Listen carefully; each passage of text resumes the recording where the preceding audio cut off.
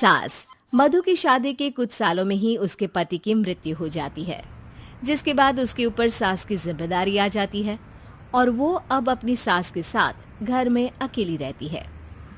Mummy नाश्ता बना दिया है, टाइम से खा लेना। दोपहर का खाना शीला आकर बना देगी, मैं ऑफिस जा रही हूँ। अरे क्यों उस टेप रिकॉर्डर पर पैसे खर्चा करती हो? इतना काम मैं खुद भी कर सकती हूँ। हाँ हाँ बिल्कुल, आधे समय तो जोड़ों के दर्द की दवाई खाती हो और फिर काम करने की बात करती हो। दवाई खाती हो तो क्या, मैं अभी भी अकेली 10 पर भारी हूँ। हाँ हाँ मैंने मान लिया। मधु घर से चली जाती है, जिसके बाद सास नाश्ता कर दवाई लेकर टीवी देखने बैठ जाती है। दोपहर को शीला घर आती है। अरे क्यों माँ जी, आज किस बात से मेरी नौकरी बची? अरे चल ज्यादा बक बक मत कर, काम कर अपना। शीला खाना बनाने लगती है और सास वहीं पास में बैठ जाती है। माँ जी, मैं तो हमेशा ही बोलती हूँ दीदी की दूसरी शादी करा दो। कब तक आप 2 औरतें घर में अकेली रहोगी? आजकल माहौल भी बहुत खराब है और फिर दीदी की उम्र भी तो निकली जा रही है ना।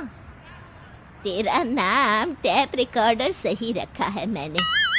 तेरी एक ही बात को रिपीट मोड पर चलाने से वो पूरी नहीं हो जाएगी, इसलिए मेरी बहू से ज्यादा खाना बनाने पर ध्यान दे, नहीं तो कहीं वो भी तुझसे मुंह ना फेर ले और नौकरी चली जाए।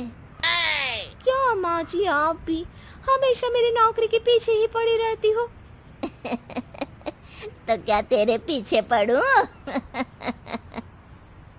इसी तरह दोपहर से शाम हो जाती है और शीला अपना काम खत्म कर वापस चली जाती है। अब अकेली सास एक बार फिर टीवी देखने बैठ जाती है, जिसकी थोड़ी ही देर में मधु घर आ जाती है और सास बिना कोई देर किए शीला की बातें उसे बताने लगती है। मम्मी, आप भी ना किसी बच्चे से कम नहीं हो, जिसके पास हमेशा शीला को लेकर कोई ना कोई बात रहती ही है। अब बस भी करो ना, इतनी बुरी नहीं है बेचारी। अरे मैंने कब कहा बुरी है, बस उसकी बातें करके मुझे बड़ा मजा आता है। सास की बात पर हंसते हुए दोनों डिनर करने बैठती ही हैं कि लाइट चली जाती है। अंधेरे में मधु मोबाइल की फ्लैश लाइट जलाकर मोमबत्ती ढूंढने लगती है। तभी उसे हॉल में कुछ गिरने की आवाज आती है। मम्मी, आप अंधेरे में इधर उधर क्यों घूम रही हो? अरे तेरे पीछे ही तो खड़ी हूँ। हाँ, अगर आप यहाँ हो तो वो हॉल में सामान कैसा गिरा? भूत आया। अरे मुझे क्या पता, जाकर देखना पड़ेगा ना। दोनों हॉल में जाते हैं, लेकिन वहां कोई नहीं होता। अब उन्हें कमरे में से सामान गिरने की आवाज आती है। लगता है ये भूत चोरी करने आया है, इसे वापस कब्र में पहुंचाना ही पड़ेगा। बस हाँ, आप ज्यादा ना 30 मार खा मत बनो, मैं पुलिस को फोन करती हूँ। अरे जब तक तेरी पुलिस आएगी तब तक क्या वो हमारे साथ बैठकर अंताक्षरी खेलेगा? हट डरपोक, संभालने दे मुझे।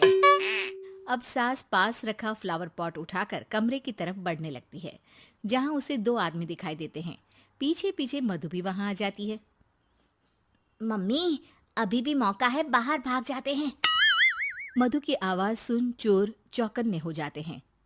ओए तुम दोनों, जहां हो वहीं खड़ी रहना, नहीं तो दोनों को गोली मार दूंगा। अरे तुम दोनों अभी के अभी बाहर जाओ, नहीं तो मैं तुम्हें जिंदा नहीं छोड़ूंगी।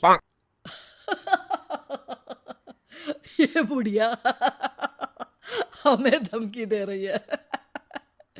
अबे तुम दो अकेली अब लड़ते क्या कर लोगी? अरे जा भेजा, दोनों को बांध दे। जैसे ही दूसरा आदमी सास को पकड़ने उसके पास आता है, तो वो उसके सर पर फ्लावर पॉट मार देती है।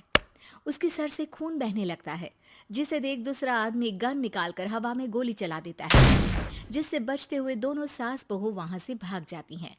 अब वो तीनों एक दूसरे के आगे पीछे पूरे घर में भागने लगते हैं। मम्मी, आपने तो सच में उसे मार दिया। तो मजाक में कौन मारता है? और अभी तुम मेरे साथ ही रहना, नहीं तो पक्का मारी जाओगी। ये औरतों को कमजोर समझता है ना। आज इसे औरतों की ऐसी ताकत दिखाऊंगी कि ये आदमी पैदा होने पर शर्म करेगा। हाँ? ये अचानक आपके अंदर झांसी की रानी कहाँ से जाग गई? वैसे तो हमेशा जोड़ों में दर्द बोलती रहती हो। अभी तुम्हें जान बचानी है या जोड़ों के दर्द की कहानी सुननी है? मधु और उसकी सास कमरे में जाकर दरवाजा अंदर से बंद कर लेते हैं, जिस पर चोर बाहर खड़ा दरवाजा बजाते हुए उन्हें आवाज लगाने लगता है। क्यों डर गई? अरे वैसे तो बहुत धमकी दे रही थी। गेट खोल अब बुढ़िया। अबे पागल, धमकी देने और होशियार होने में फर्क होता है, पर ये दिमाग वाले काम तुझे तो समझ में नहीं आएंगे। रुक, अभी तेरा दिमाग ही बाहर निकालता हूँ। ये कहते हुए चोर गोली चलाने ही वाला होता है कि सास अचानक दरवाजा खोलकर उसके मुंह पर परफ्यूम डाल देती है, जिससे चोर गन फेंककर दर्द से चिल्लाने लगता है। मम्मी, अरे बहुत दर्द हो रहा है, कोई बचाओ, इसे हटाओ प्लीज। मैं किसी को कुछ नहीं करूंगा। क्यों रे, क्या थोड़ा सा दर्द होते ही मम्मी मम्मी करने लगा? अभी तो औरतों को कमजोर बोल रहा था। भूलियो मत, एक औरत ने ही तुझे इस दुनिया में जन्म दिया है, और वो भी तुझे ये दर्द हो रहा है ना, उससे लाख गुना ज्यादा दर्द सहकर। इसलिए औरतों को दोबारा कमजोर भूल कर भी मत बोलियो। वाह मम्मी, आपका ये रूप तो मुझे पता ही नहीं था। आपने तो कमाल ही कर दिया। कहा था ना, अकेली ही 10 पर भारी पड़ सकती हूँ। ये तो फिर भी 2 ही थे। इतनी देर में पुलिस भी वहां पहुंच जाती है।